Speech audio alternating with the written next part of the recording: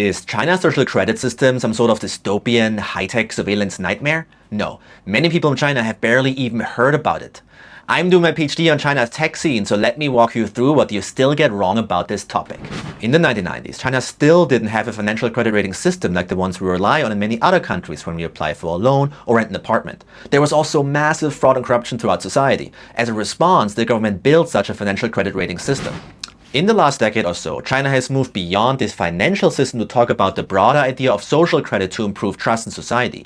Rather than a single law, social credit actually describes a bunch of different initiatives that target mostly two categories. The first category deals with companies, keeping track of their tax records, their work safety violations, or their environmental rule breaking. The second, more famous part focuses on social credit for citizens, which was mostly tested by a small number of local governments like cities, including legal criteria like traffic violations, but also ethical behavior like caring for family members. But when local governments started to add more and more types of behavior, the central government made clear that citizens should not be punished just for having a low score, only if they break actually existing laws.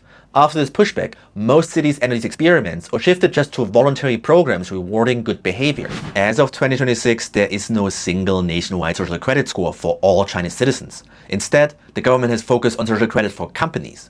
What does exist are blacklists, managed by different government agencies, with penalties for companies and people that break the law or defy court orders. I get it.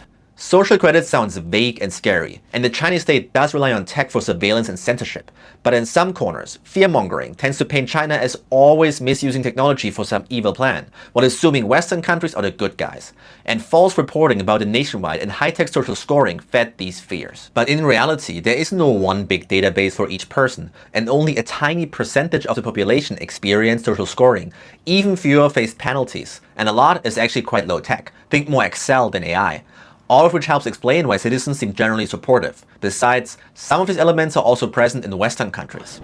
Recently, the government said it wants to create a more unified infrastructure for social credit. While it could make the system more controlling, this remains speculative.